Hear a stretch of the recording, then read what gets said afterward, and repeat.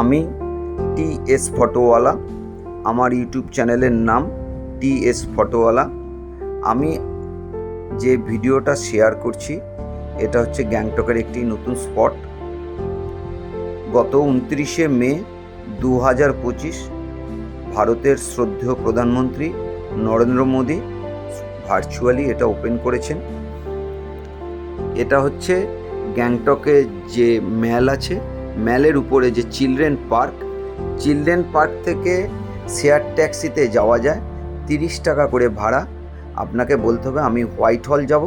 White হলের পাশে the রিডজ জায়গাটি, এই স্পটটা। দ্য রিডজ হচ্ছে ফুললি এয়ার কন্ডিশন, ভিতরে বিভিন্ন প্রজাতির অর্কিড রাখা আছে। বিভিন্ন দেশ, ভারতবর্ষ সমস্ত জায়গা থেকে এই অর্কিড কালেক্ট করা হয়েছে।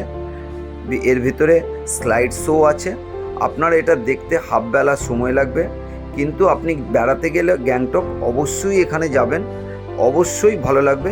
আমার ভীষণ ভালো লেগেছে, আমি সেই জন্য এটা শেয়ার করছি।